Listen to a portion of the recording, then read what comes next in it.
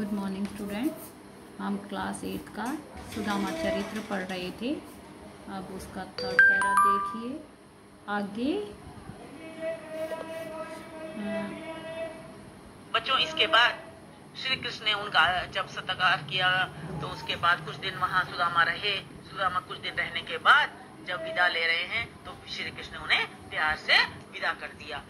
तो अब रास्ते में जब उन्होंने श्री कृष्ण ने सुदामा जी को जब चलते समय विदाई के समय कोई भेंट नहीं दी तो सुदामा जी को बड़ा गुस्सा आ रहा है और वो मनी मन कुढ़ रहे हैं। मनी मन अपने आप से बातें भी कर रहे हैं, बोलते भी जा रहे हैं, कुड़ते भी जा रहे हैं। बच्चों, ऐसा होता है ना, जब हम किसी से कोई चीज कहते हैं और हम उसके सामने तो बोल नहीं पाते तो हम अपनी जो भड़ास है, हम अपने जो मन की बात है, हमारे मन का गुस्सा है, वो अपने आप से बड़बड़ाते हैं। ऐसे ही सुदामा जी बड़बड़ा रहे। देखिए क्या बोलते हैं। वह पुलकनी वह उठ मिलनी वह आदर की बात, वह पटवनी गोपाल की कछु न जानी जात। कहा भयो जो अब भयो हरि को राज समाज, घर घर कर ओढ़त फिरे तनक तही के काज। हो आवत नाही हो तो वही पठायो ठेली, अब कहियो समुझाए के बहुधन धरो सकेली। देखिए, वह पुलकनी वह उठ मिलनी, कहते वह वो बड़ा खुश होके मिला और उसने उठकर मेरे से बड़ी प्रेम से मिला, आदर भी किया। आदर की बात, इतना आदर सत्कार किया, इतना आदर सम्मान दिखाया। वह पटवनी गोपाल की, और अब गोपाल श्री कृष्ण का यूं ही विदा कर देना कछु ना जानी जात। कुछ समझ में नहीं आया। इतना तो सम्मान दिखाया, इतने प्रसन्नता पूर्वक मिले, इतना आदर सत्कार किया, है ना, और अब बिना कुछ ऐसा दिए और ऐसे ही विदाई कर दी।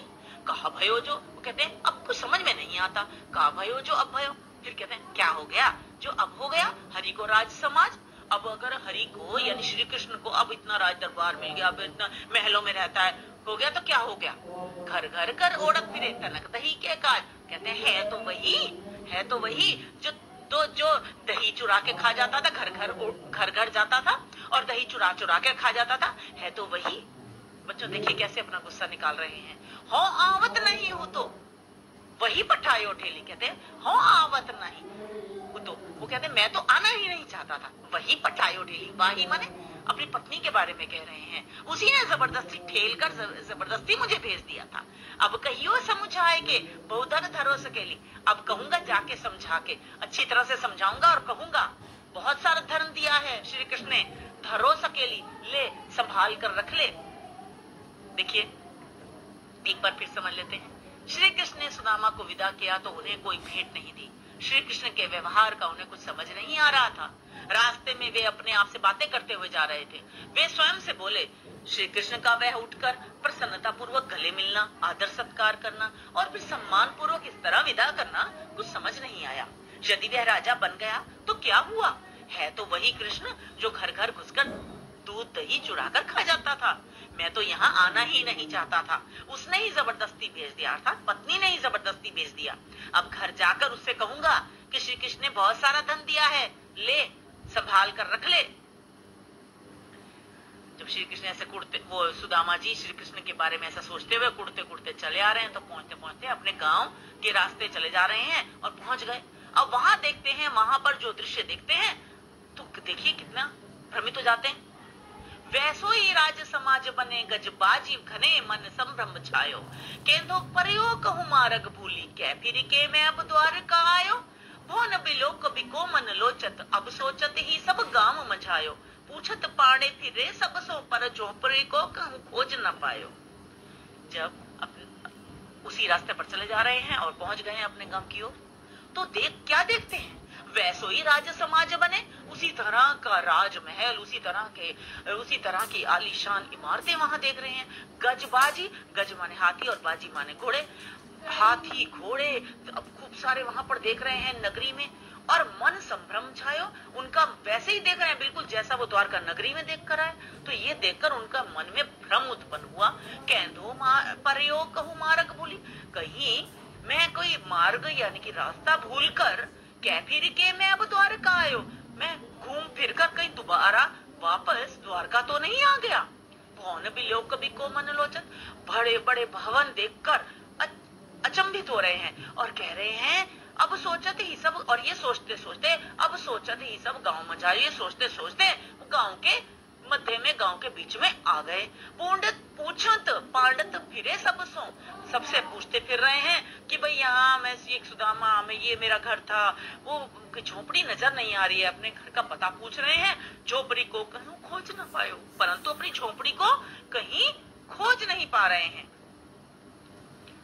जब सुदामा जी श्री कृष्ण से विदा लेकर अपने गांव पहुंचे तो वहां इतनी सुंदर राजनगरी और हाथी घोड़े आदि देखकर उनके मन में संदेह उत्पन्न हुआ कि कहीं वे रास्ता भूलकर दोबारा द्वारका नगरी तो नहीं पहुंच गए।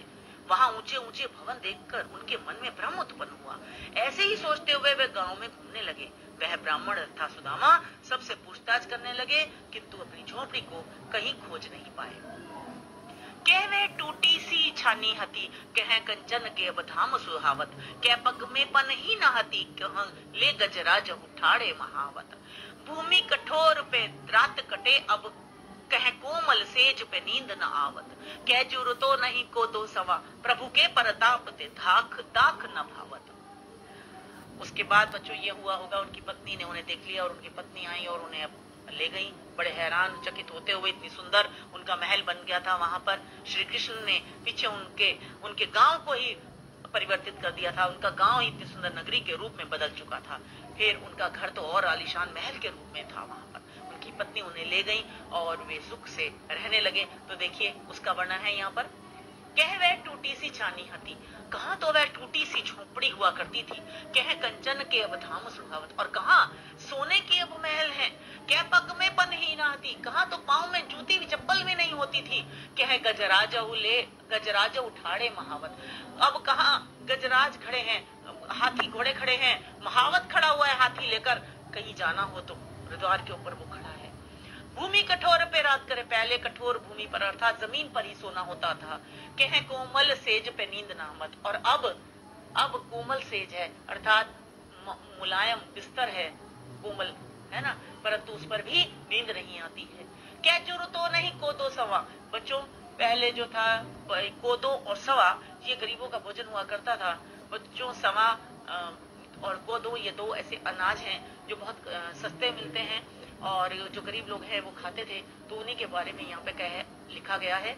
क्या जुरतो नहीं कोदो सवा, कहते पहले तो कोदो और सवा का भी प्रबंध नहीं हो पाता था, वो भी नहीं ले पाते थे। प्रभु के परताप ते दाख न भावत, और अब प्रभु की दाख माने किशमिश, अर्थात अब प्रभु के प्रताप अर्थात प्रभु की कृपा से अब सूखे मेवे यानी कि ड्राई फ्रूट्स भी मिल रहे हैं, दाख न, अब किशमिश भी अच्छी नहीं लगती। तो बच्चों इसका भी हम जो भावार्थ है वो एक बार फिर से देख लेते हैं।